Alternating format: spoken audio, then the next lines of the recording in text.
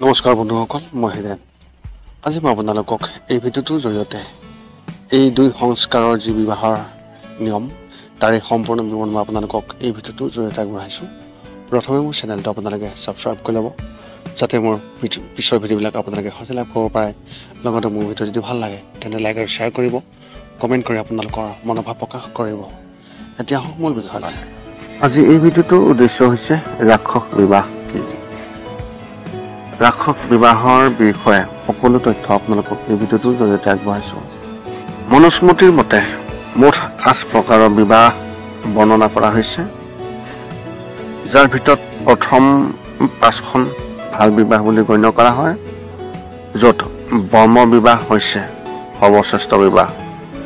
অন্তিম 3 প্ৰকাৰৰ বিবাহক অনুচিত বুলি শ্ৰেণীবদ্ধ কৰা হৈছে, যাৰ ভিতৰত এটা হৈছে ৰাক্ষস বিবাহ। যদিও ৰাক্ষস বিবাহ আন দুটা অনুচিত বিবাহতকৈ ভাল, তথাপিও ইয়াক নিম্ন শ্ৰেণীত ৰখা হৈছে। আজি আপোনালোকক এই ভিডিঅ'টোত ৰাক্ষস বিবাহৰ সম্পূৰ্ণ তথ্য ভাগ বতৰা কৰা হৈছে। নিশ্চয় আপোনালোকে এই ভিডিঅ'টোত এই ৰাক্ষস বিবাহৰ বিষয়ে সম্পূৰ্ণ তথ্য জানিবলৈ পাৰিব। এতিয়া আহকচোন এই ৰাক্ষস বিবাহৰ বিষয়ে তথ্য জানি লওক। ৰাক্ষস বিবাহ কি? এইটো এক প্ৰকাৰে গন্ধৰ্ব বিবাহৰ এক প্ৰকাৰ। আমি বৰ্তমান প্ৰেক্ষাপটত গন্ধৰ্ব বিবাহক প্ৰেম বিবাহ বুলিও ক'ব পাৰোঁ, য'ত ছোৱালী আৰু ব্যক্তিজনে তেওঁলোকৰ পৰিয়ালৰ অনুমতি অবিহনে ইজনে সিজনক বিয়া কৰায়। এই ৰাক্ষস বিবাহত দৰাৰ পক্ষৰ লোকসকল সাজু, কিন্তু ছোৱালী পক্ষৰ লোকসকল ইয়াত বিৰোধিতা কৰে। ইয়াত অন্তৰ্ভুক্ত থাকে ছোৱালীজনীক আকৰ্ষণীয় কৰা, তাইক মিছা প্ৰতিশ্ৰুতি দিয়া হয়। যদিও ইয়াত ছোৱালীজনীৰ সৈতে কোনো প্ৰবঞ্চনা বা ঠগ প্ৰবঞ্চনা নহয়, আৰু ইয়াত এনে হোৱাটো প্ৰয়োজনীয় নহয়, কিন্তু সেই সকলোবোৰ এই বিবাহৰ শ্ৰেণীত অন্তৰ্গত। সেইবাবে যেতিয়া দৰা ঘৰৰ লোকসকল বিবাহৰ বাবে সাজু হয়, কিন্তু ছোৱালীৰ পক্ষৰ বিৰুদ্ধে, তেতিয়া দৰাৰ কাষত ছোৱালীজনীক বলপূৰ্বক অপহৰণ কৰি যি বিবাহ কৰা হয়, সেই বিবাহক ৰাক্ষস বিবাহৰ শ্ৰেণীত অন্তৰ্ভুক্ত কৰা হৈছে। এতিয়া আহোঁ ৰাক্ষস বিবাহ কেনেকৈ কৰা হয়। ৰাক্ষস বিবাহ হোৱাৰ বাবে সৰ্বপ্ৰথমে ছোৱালীজনীৰ সন্মতি থকাটো প্ৰয়োজনীয়, অন্যথা ই পাশৱিক বিবাহ শ্ৰেণীত আহে, কিয়নো ইয়াত ছোৱালীজনীৰ অনুমতিৰ প্ৰয়োজন নাই।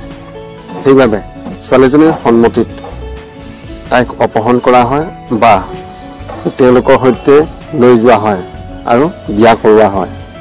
অৱশ্যে ছোৱালীজনীক অপহৰণ কৰাৰ পিছত তাই সম্পূৰ্ণ ৰীতি নীতিৰে সেই ব্যক্তিজনৰ সৈতে বিবাহ পাশত আবদ্ধ হয়। ইয়াত ছোৱালীজনীয়ে ব্ৰহ্মচাৰ্যৰ আশ্ৰম এৰি গৃহস্থৰ আশ্ৰমত প্ৰৱেশ কৰাটো বিশেষভাৱে প্ৰয়োজনীয়, অন্যথা কেৱল প্ৰাপ্তবয়স্ক ছোৱালীকহে অপহৰণ কৰি এই বিবাহ কৰোৱা হয়। ৰাক্ষস বিবাহৰ বিশেষ উদাহৰণস্বৰূপে যদি আপুনি ইয়াত উদাহৰণৰ জৰিয়তে বুজিবলৈ চেষ্টা কৰে, তেন্তে ইয়াত এটা উদাহৰণ আছে। সেই ৰাক্ষস বিবাহৰ বিশেষ ব্যাখ্যা কৰিবলৈ গ'লে তেন্তে ইয়াৰ সৰ্বশ্ৰেষ্ঠ উদাহৰণ আমাৰ ঈশ্বৰ প্ৰভু শ্ৰীকৃষ্ণই যেতিয়া ৰুক্মিণীক বিয়া কৰাইছিল। কৃষ্ণ পক্ষৰ লোকসকলে ৰুক্মিণীক বিয়া কৰিবলৈ সাজু আছিল, কিন্তু ৰুক্মিণীৰ ফালৰ পৰা সাজু নাছিল। তাৰপিছত শ্ৰীকৃষ্ণই ৰুক্মিণীক দেখি ৰুক্মিণীক দেৱী মাৰ মন্দিৰৰ পৰা অপহৰণ কৰে আৰু তেওঁৰ আদেশৰ দ্বাৰা তেওঁক বিয়া কৰায় ৰাক্ষস বিবাহৰ শ্ৰেণীত অন্তৰ্ভুক্ত। একেদৰে কৃষ্ণৰ ভগ্নী সুভদ্ৰা অৰ্জুনৰ সৈতে যি বিবাহ হৈছিল, সেই বিবাহো ৰাক্ষস বিবাহৰ শ্ৰেণীত অন্তৰ্ভুক্ত। ইতিহাসত এনেধৰণৰ আৰু বহুতো উদাহৰণ পোৱা যায়, য'ত ৰাক্ষস বিবাহ হৈছে, যেনে মহাৰাজ পৃথ্বীৰাজ চৌহানৰ ৰাজকুমাৰী সংগীতাৰ সৈতেও এই বিবাহ কৰা হৈছিল। এই আছিল ৰাক্ষস বিবাহৰ সম্পূৰ্ণ বিৱৰণ। পিশাচ বিবাহ অৰ্থাৎ পিশাচ বিবাহ কি? আৰু এই পিশাচ বিবাহৰ সম্পূৰ্ণ তথ্য আপোনালোকে এই ভিডিঅ'টোৰ জৰিয়তে জানিব পাৰিব। মনুস্মৃতিত মুঠ 8 প্ৰকাৰৰ বিবাহৰ বিষয়ে বিশেষ উল্লেখ কৰা হৈছে, যাৰ ভিতৰত বৰ্ম বিবাহক সৰ্বশ্ৰেষ্ঠ বিবাহ হিচাপে গণ্য কৰা হৈছে। আনহাতে এই পিশাচ বিবাহক সৰ্বনিম্নতম স্তৰত থকা বিবাহ বুলি গণ্য কৰা হৈছে। হিন্দু ধৰ্মত মুঠ 8 প্ৰকাৰৰ বিবাহৰ বিষয়ে বিশেষ উল্লেখ আছে, যাৰ ভিতৰত অন্তিম 3 প্ৰকাৰৰ বিবাহ নিম্ন স্তৰৰ বুলি গণ্য কৰা হয়, যাৰ ভিতৰত এই পিশাচ বিবাহ আটাইতকৈ কম হয়, কিয়নো এই বিবাহত ছোৱালীজনীক ইয়াত বাধ্য কৰোৱা হয়। ইয়াৰ বিষয়ে আপোনালোকে এই ভিডিঅ'টোৰ জৰিয়তে জানিবলৈ চেষ্টা কৰিব আৰু মন দি শুনিব। এতিয়া মই আপোনালোকক এই পিশাচ বিবাহৰ বিষয়ে কিছু তথ্য আগবঢ়াইছোঁ। পিশাচ বিবাহ কি? আন সকলো প্ৰকাৰৰ বিবাহত হয় ছোৱালীজনীক তেওঁলোকৰ পৰিয়ালৰ অনুমতি লোৱা হয়, নতুবা দুই পক্ষৰ মতামত লোৱা হয়। এনে কোনো বিবাহ নাই য'ত তেওঁলোকৰ দুয়োজনৰে অনুমতি লোৱা নহয়। কিন্তু এই পিশাচ বিবাহত তেওঁলোকৰ কোনো এজনৰে অনুমতি লোৱা নহয়। ছোৱালী এজনীৰ সৈতে বলপূৰ্বক বা অজ্ঞানতাৰ দ্বাৰা সেই বিবাহ পাশত আবদ্ধ কৰাই দিয়া হয় আৰু সেইবাবে এই বিবাহক পিশাচ বিবাহৰ শ্ৰেণীত অন্তৰ্ভুক্ত কৰা হৈছে। এতিয়া পিশাচ বিবাহ কেনেকৈ কৰা হয়?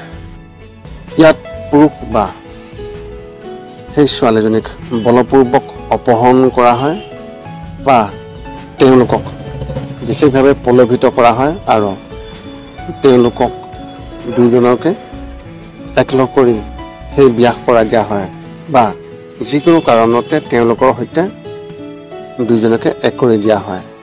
ইয়াৰ পিছত যদি সেই ব্যক্তিজনে সেই ছোৱালীজনীক অচেতন কৰে বা গভীৰ টোপনিত নতুবা জোৰ কৰি যেনে ধৰক ড্ৰাগছ খুৱাই দিয়াৰ পিছত বা তেনেকুৱা নিচাযুক্ত দ্ৰব্য সেৱন কৰাই দিয়াৰ পিছত তেওঁলোকে যি বিবাহ কৰে সেই বিবাহক পিশাচ বিবাহ বুলি কোৱা হয়।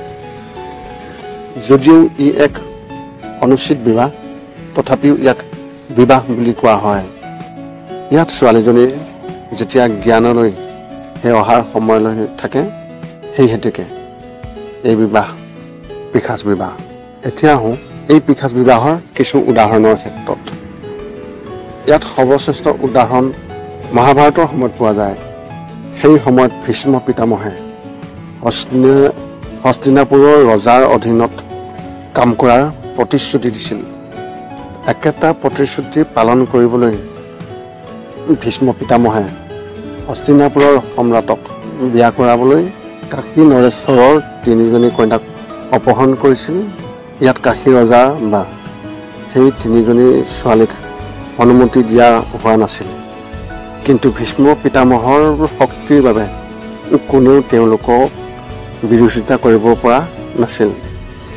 তাৰপিছত শাস্ত্ৰ অনুসৰি সেই বিবাহ পাশত আবদ্ধ কৰাই দিয়া হৈছিল। সেইবাবে এই বিবাহক পিশাচ বিবাহ বুলি উল্লেখ কৰা হয়। এয়া আছিল পিশাচ বিবাহৰ সম্পূৰ্ণ তথ্য। পুনৰ লগ পাম অন্য এটা ভিডিঅ'ত। আজিলৈ ধন্যবাদ।